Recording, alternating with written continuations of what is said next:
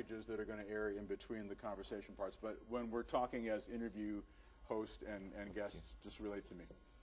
This camera will probably get your shot as you're talking to me, but just talk to me and don't look at any cameras. And whenever the microphones are hot, whenever they're on, the volume on whatever's on network will just come down and mute itself, basically. Just like this, and like you won't. Also a light on right there. Yeah, that light will also show, and that light too will also show that mics are hot. Okay. I don't get this much direction when I'm here for election night. I just get to sit down in a chair and someone gives me a mic. You've done it so often that like, you just put a quarter in you and you go.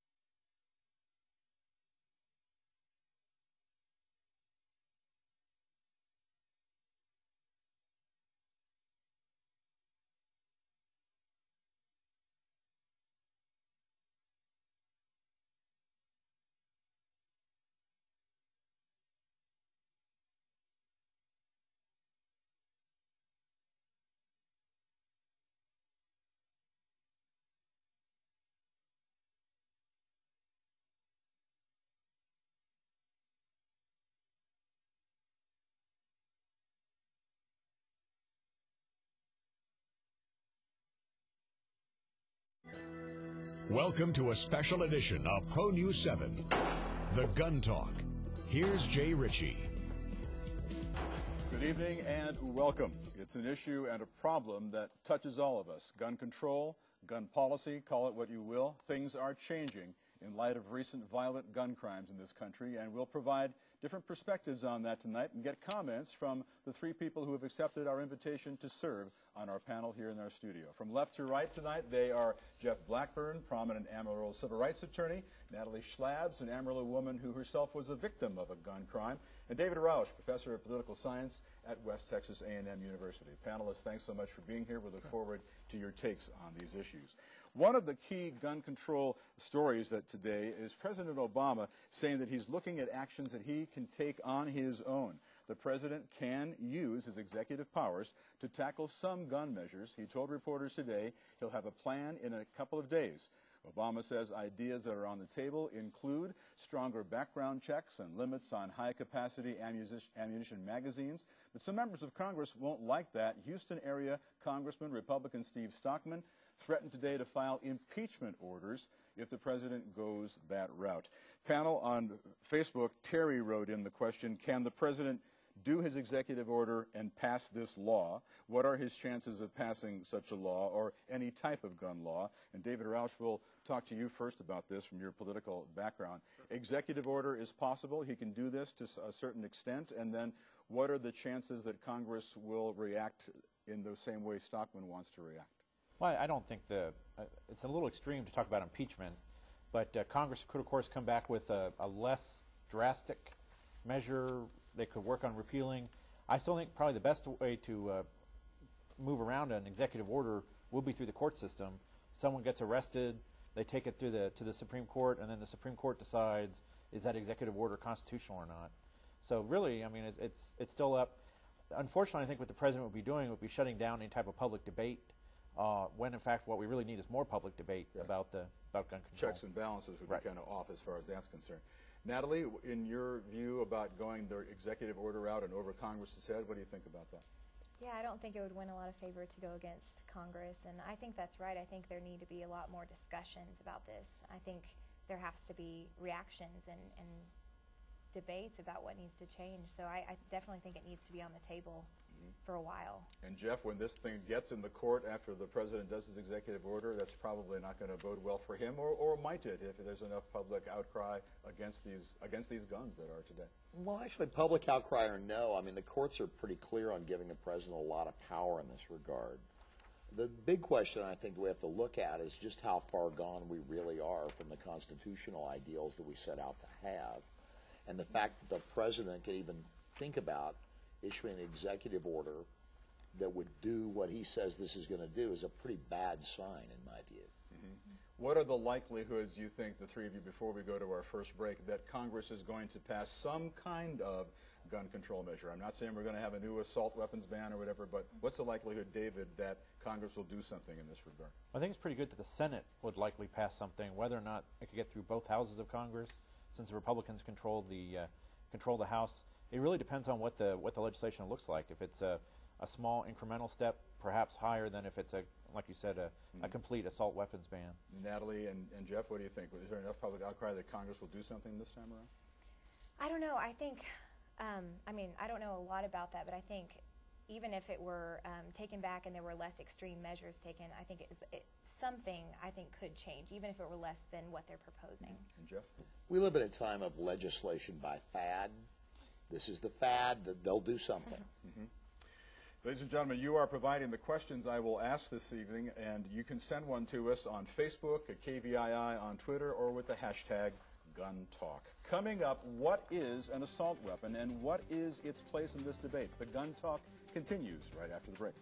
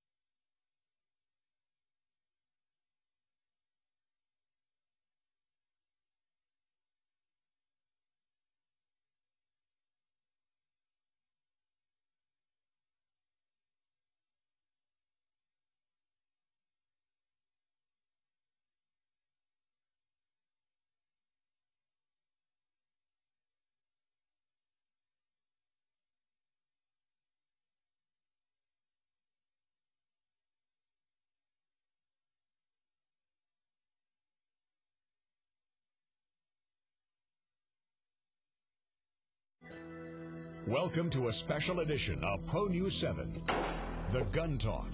Here's Jay Ritchie. In the final press conference of President Obama's first term, he said he would push for an assault weapons ban that is, quote, meaningful. Pro News 7's Chanel Douglas takes a look back at the 1994 ban and what effect it had on our country. There has been greater movement towards new legislation for more gun control after the school shooting that left 20 children and 6 staff members dead in Newtown, Connecticut. But has this worked before? In 1994, Congress passed a federal assault weapons ban. It didn't do anything to reduce crime. It didn't do anything to reduce violence. We live in a dangerous world, dangerous society. The ban was in effect from 1994 until 2004, but was not renewed by Congress. 9 years into the ban, there was 75,584 aggravated assaults throughout the state of Texas. 16,352 of them were done with firearms. In 2011, when there were no assault weapon bans, there were 63,330 total aggravated assaults, and 13,998 of them were done with firearms. But what exactly is an assault weapon? This term assault weapons that they came up with in the 90s, you try to determine what is an assault weapon. Well, that was a liberal term created by liberals in Washington to confuse people, to intimidate people, and to scare people into thinking all these things are bad. Assault weapon refers to various automatic and semi-automatic firearms. A semi-automatic rifle, whether it's one that looks bad, mean, and ugly, or one that's used for hunting purposes, every time you pull the trigger, one bullet goes out. It doesn't matter if you have a 10-round capacity magazine or a 20-round capacity magazine. A trained shooter can drop the one magazine, put the other one in, and be firing and not waste 5 seconds doing it. Violent crime statistics have been going down throughout the nation. Law enforcement suggests that gun control will not prevent future tragedies from happening. If you've got someone determined to do wrong, you're not going to stop them unless you stop them with equal to or superior force than they're using. That's the only thing that's going to stop them. Chanel Douglas, Pro News 7.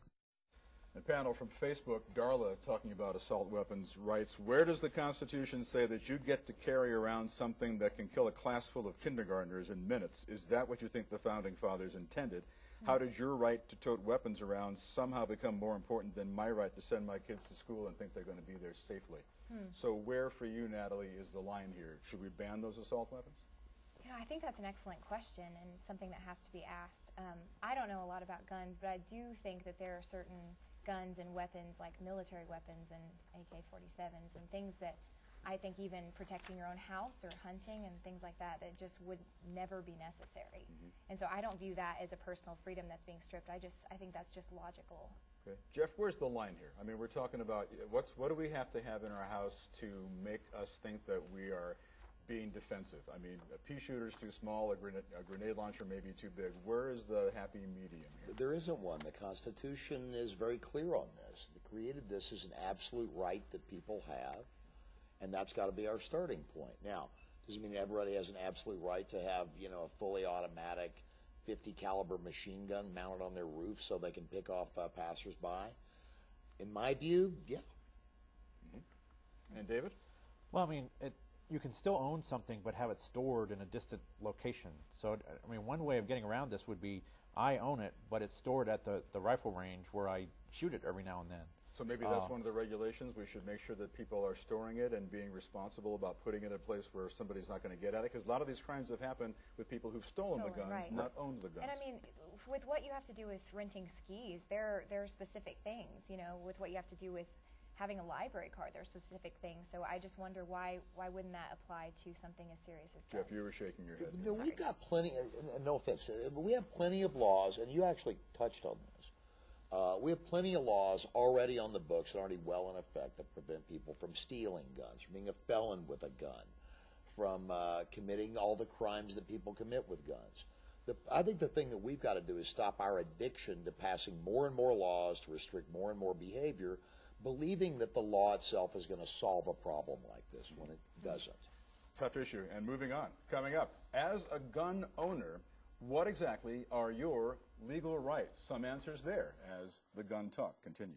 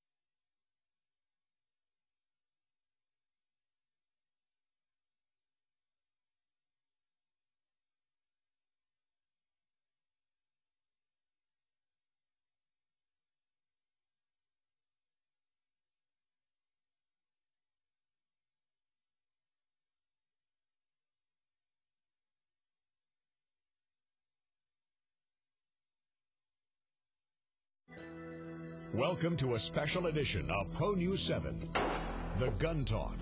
Here's Jay Ritchie. As the gun debate continues, perhaps you've wondered, where are guns allowed? Pro News 7's Andrea Flores spoke with attorneys and law enforcement officials about the laws governing gun use. The recent gun control debate has left many questions for Texans about what their legal rights are as gun owners. For those without a controlled handgun license, the rules are simple. A person without a handgun license can only carry their handgun in their home or premises or in their vehicle, not in plain view. Residents with a controlled handgun license may be unclear on where they can take their handguns. We asked local attorneys and law enforcement officials to address which places are off limits. You can't take it to a bar that sells more than half their inventory is liquor. They'll have a 51% sign outside. You can't take it to a high school, a college, or a professional sporting event unless you're participating and a gun's required for the event. It also includes places where school sporting activities occur, such as basketball arenas or football stadiums. So that could be concerts, speech debates, something along those lines. You can't take it to a jail, a prison, obviously, for good reasons. Churches and hospitals are also a gray area, as there are many stipulations. They can't carry in a church or in a hospital unless the hospital or church fails to put up a sign. The 30-06 sign must be posted outside of a church or hospital. However, there is one exception. A publicly owned hospital cannot post a 30-06 sign. It has to be privately owned. The Castle Doctrine not only protects gun users that are forced to use their weapons, it also serves as a protection against civil penalties. The Castle Doctrine says that you don't have to retreat in a situation where you're confronted with deadly force by another person. It can be an immunity defense if the other person, the person that's shot, is attacking you with intent to commit certain crimes such as rape, robbery, murder. Gun-free zones have also long been misunderstood. The gun-free zone is not a violation of the law to carry the weapon there. It enhances the punishment if you do commit a gun crime. A person can carry a weapon in a gun-free zone if they have a concealed handgun license. There are guns in gun-free zones in Amarillo, Texas right now, and it's not against the law because the gun-free zone application is an enhancement to punishment. Andrea Flores, Pro News 7. With this possible confusion about gun-free zones, people have said that people like students are sitting ducks if a crazy would happen to go in there because very few people are going to be handling guns in there. With that in mind, Sharon was wondering that Lieutenant Governor David Dewhurst last week authorized or asked for funds for specialized firearms training for teachers and administrators. Some school systems are allowing their janitorial crews now to get trained and carry guns around. Wise or unwise way to go to make it more prolific to have more guns in these kinds of zones? Well, I would definitely hate to be the police officer responding to such a situation because, I don't know, he or she wouldn't know who the, they always argue, well, the one who's been committing the crime is the one that's going to be lying on the ground, but that's not necessarily the case. It could be I don't know, some janitor who's decided to go crazy in the school and start shooting the whole school. So who's protecting whom from whom? That is one of the concerns, Natalie. If more people have guns, you don't know who the good guys and the bad guys are at one point. Right. Or who's capable and trained. That's kind of a big thing for me. I don't have a gun in my house, and I've seriously considered it because I'm not anti-gun, and my dad has it in his house, but I don't trust myself with my roommates coming home in the middle of the night, just practically speaking, things like that. So, and I have friends that are teachers that say, I don't want to have that responsibility. Right. And I have several friends that are teachers that don't want that for themselves. So as the NRA and others, Jeff, talk about more guns possibly being the answer here, more guns in the schools, good or bad? I think it's stupid. The point is to de-escalate the violence rather than escalate it. All you're asking for is an escalation of this kind of random violence when, just like you pointed out, you wind up putting guns in the hands of janitors who I would regard, no offense to janitors anywhere, but I don't think that we should have armed schools full of armed janitors. Okay, some viewpoints there for you to take home. Coming up in the next segment, that word militia, that's in the Second Amendment. We'll go through some possible definitions in just a moment.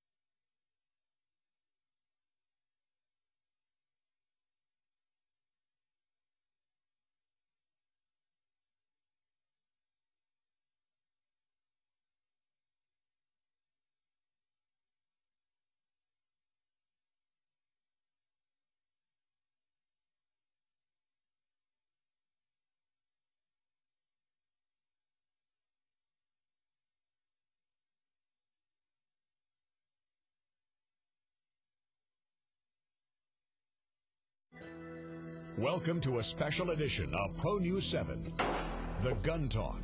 Here's Jay Ritchie. The Second Amendment states, a well-regulated militia, being necessary to the security of a free state, the right of the people to keep and bear arms, shall not be infringed. A militia can be defined in many ways. Pro News 7's Lindsay Steiner introduces us to a man who says he defines it by the Constitution. Here are two examples of semi-automatic assault rifles. Here we have an Armalite AR-15 and a Sig Sauer 5.56. Eric Dingus would tell you weapons don't make a militia. The commitment of the American people make a militia possible. He would say he may have a Second Amendment right to bear arms, but he has a constitutional obligation to form a militia.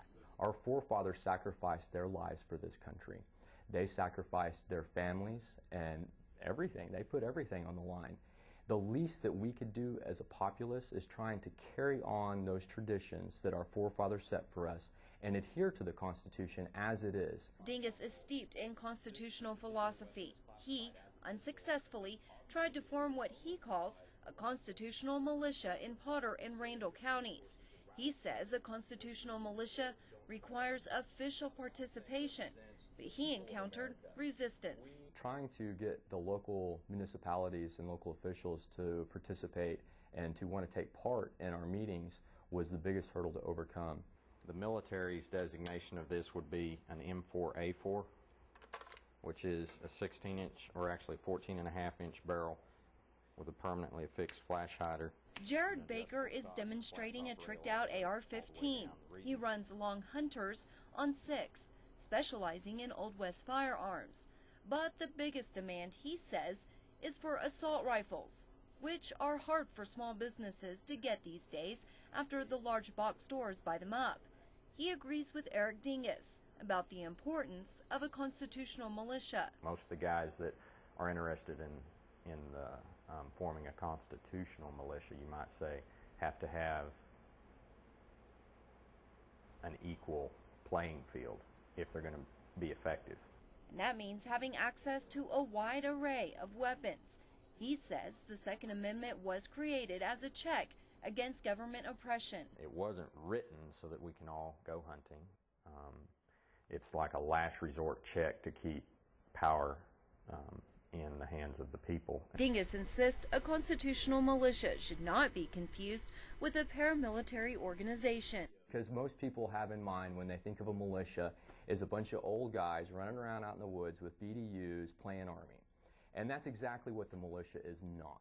Jared Baker isn't sure people have the commitment these days to sustain a militia. The sacrifice that would take and the dedication, I don't really know how many people there are now that could do that. Dingus says that won't stop him from trying to form a militia. Why can't we stand up, form the militia, and act to protect ourselves? It's common sense to me. Lindsay Steiner, Pro News 7. Panel, we had a whole bunch of Second Amendment questions. Shane wants to know, what's your definition of infringed? James says, since the Second Amendment doesn't mention ammunition, does the panel believe there might be more regulation leverage there? And Alan says, do you feel your Second Amendment rights are being threatened, and do you have a gun at home? Jeff, take it away. Yeah, I hope it's not the one about the do I have a gun at home. Okay? I mean, look, here's the problem. I hate to say it, but I wind up agreeing with some of these guys. From a legal point of view, from a civil rights lawyer point of view, when we say the word militia, we're not talking about groups of hunters, and we're not talking about an official government body. What the founders of the Constitution meant, what the framers of it meant, was an armed population that was, in fact, already opposed to the existing government at that time. Again, we made the Second Amendment as a compromise to deal with two major armed insurrections against this government by the people of the United States who were very dissatisfied with the government. That's why we have the Second Amendment. That's why I think we need to keep it, because it's a guarantor of the people's right to revolt. The problem is that you wind up with guns being, a strong right like that leads to weird consequences. And you have a lot of people that are just nutty about that. Natalie, your Second Amendment rights being infringed upon by this talk that's going on these days? Well, my right to, I don't have a right to do this, but I could want to speed 90 down the highway, but there are certain restrictions because of what that could cause. And I can't buy pseudoephedrine, late at night because, not because I've, abused them, but because there are people that abuse those rights. And I work around them. And I think that there are things that could be changed that people can work around and still have their rights, but maybe have driver's license taken or different things in regard to buying guns or at gun shows. It's just too easy, I think. And David, last word for you. Well, the interesting thing is there are jurisdictions that are trying to require people to buy firearms. You have to have, if you're going to live in this city, you have to have a firearm. It's the same people that are arguing that the government can't require you to buy insurance. And so I think that's where my Second Amendment's, if I want to be the first one shot, I should be the first one shot. Little jolted there. Jeff, Natalie, David, thank you very much for your time. I really appreciate it. I appreciate all of you sending in your questions tonight. Brian James has your weather forecast right after this.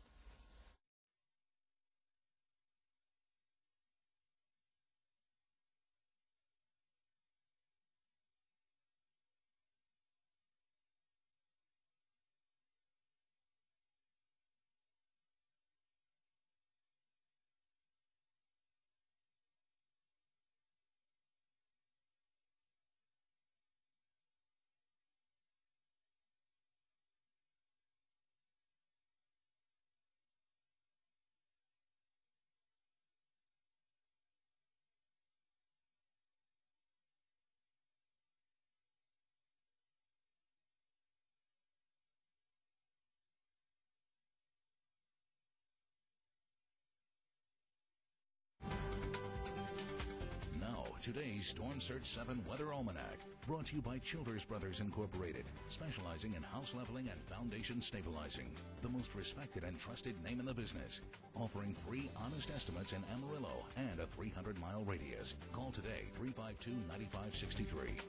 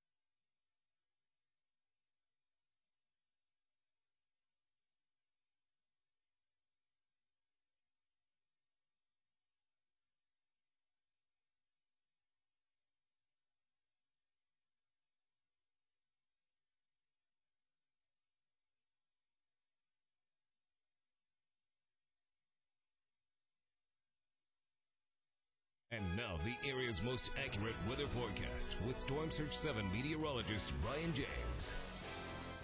Good evening to you. We do have an upper-level disturbance making its way on through, generating a few snow showers. Take a look at the regional radar satellite combination. Just a few snow showers making their way through. Not much in terms of accumulation. The exception being eastern parts of New Mexico around Tucumcari.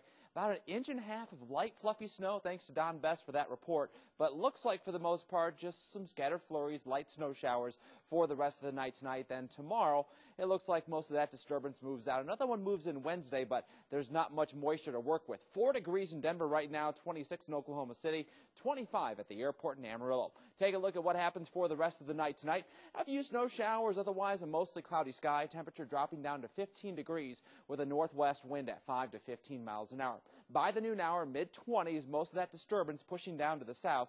Thankfully, the winds will stay light, and by the afternoon, we'll top out around 32 degrees with a northwest to west wind at 5 to 15 miles an hour. For Tuesday night into Wednesday, we're looking for that another weak upper-level disturbance to move in from the northwest, generate a few more clouds, maybe a few light flurries back toward the west, but most of us will just see a few more clouds around 38 degrees for the high with a north wind at 10 to 20 miles an hour. The forecast for tonight, a few scattered light snow showers possible, especially central, southern, southwestern parts of the high plains. Temperatures tonight cold, down around 10 to 18 degrees is the range, with winds blowing lightly from the southeast around to the northwest later on tonight at 5 to 15 miles an hour. In Amarillo and Canyon for tonight, temperatures down around 14 to 15 degrees, southeast to northwest wind at 5 to 15 miles an hour. Then in the afternoon, temperatures top out in the low 30s with decreasing clouds, so a bit of sunshine coming in as we head through the afternoon. Around the area for tomorrow, looking at low to mid-30s.